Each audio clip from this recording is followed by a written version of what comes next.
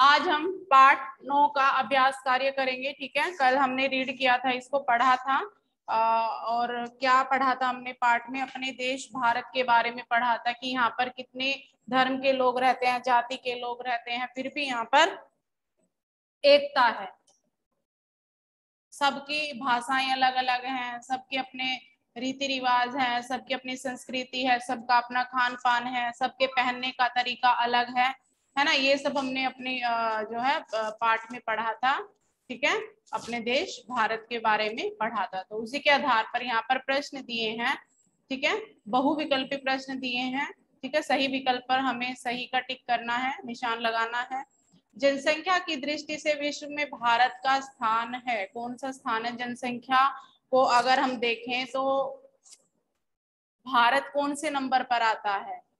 पहले नंबर पर आता है, तीसरे पर आता है, दूसरे पर आता है या चौथे पर आता है?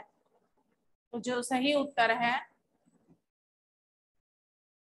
दूसरे स्थान पर आता है।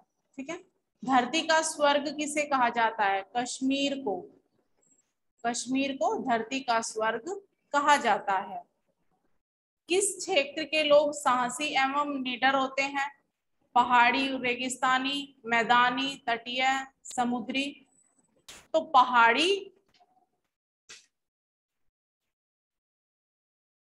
पहाड़ी और रेगिस्तानी क्षेत्र के लोग क्या होते हैं? निडर होते हैं, क्योंकि इन्हें क्या करना पड़ता है?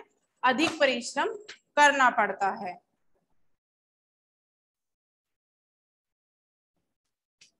ठीक है, उसके बाद जलवायु का प्रभाव किस पर पड़ता है? यहाँ पर ऑप्शन में दिए हैं,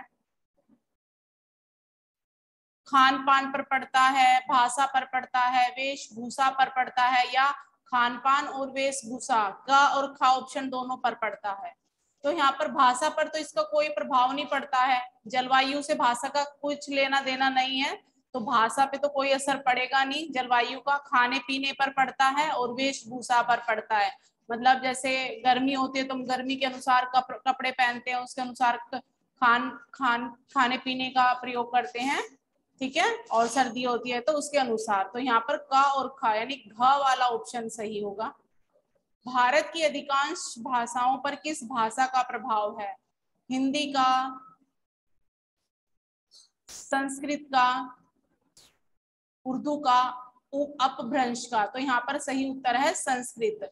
संस्कृत का प्रभाव, सभी भाषाओं पर जो प्रभाव है वह किसका है? संस्कृत भाषा का है। इस पाठ के अनुसार हमारी एकता के उदाहरण हैं भाषा, खान पान, वेशभूषा या धार्मिक स्थल। तो हमारी एकता के उदाहरण है भाषा, हमारी एकता के उदाहरण है। तो इनमें से सही ऑप्शन क्या है? भाषा हमारी एकता का उदाहरण है। हाँ, इस देश में शांति और सद्भाव बनाए रखने के लिए सबसे जरूरी क्या है?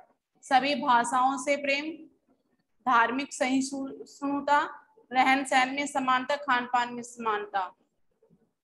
इनसे नहीं है धार्मिक।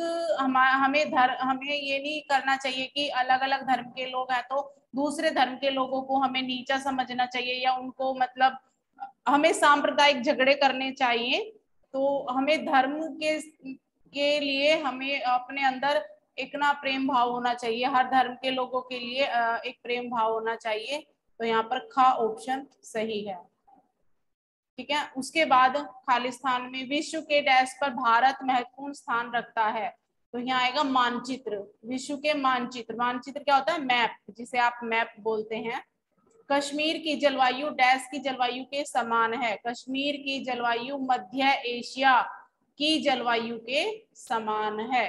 ठीक है, भारत के दोनों छोरों की डैश में पर्याप्त अंतर है। जलवायु, जलवायु का डैश वेशभूषा पर भी पड़ता है प्रभाव।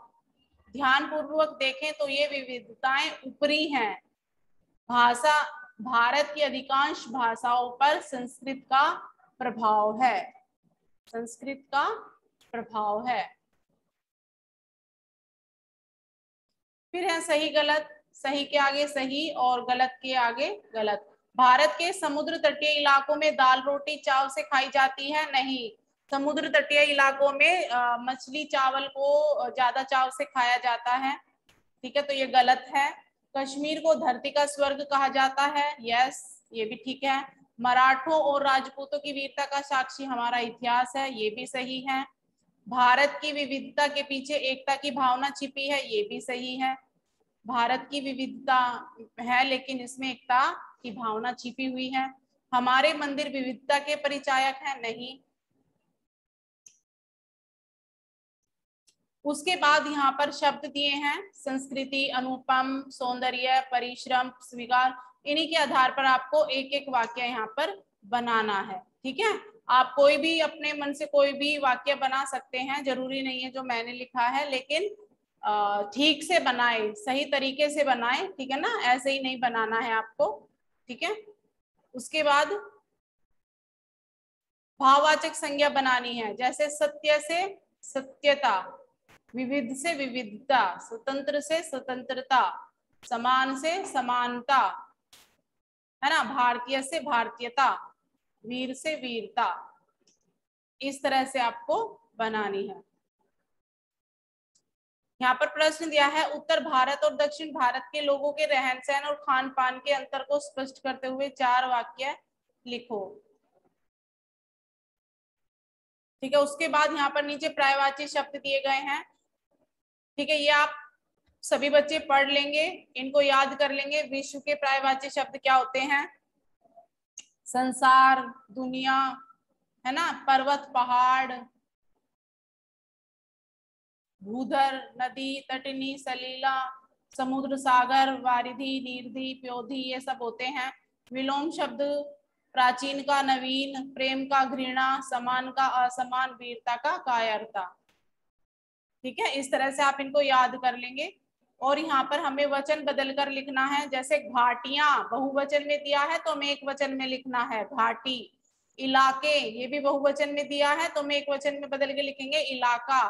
विधियां, ये भी बहुवचन में दिया है तो हम एक वचन में बदल कर लिखेंगे इसको, विधि, ठीक है। और ये इसमें एक वचन में दिया है विविधता, तो हम बहुवचन में लिखेंगे विविधताएं, ठीक है। भाषा एक वचन में दिया है, बहुवचन में करके लिखेंगे भाषाएं। चंद्र बिंदु आएगा, एक के ऊपर चंद्र बिंदु। और नदियां, यहाँ पर बहुवचन दिया गया है तो नदी के आप एक वचन बनाकर लिखेंगे नदी। इस तरह से सभी बच्चे इसको अपनी बुक में बिल्कुल सुंदर सुंदर लेख में आप कंप्लीट करेंगे इसको।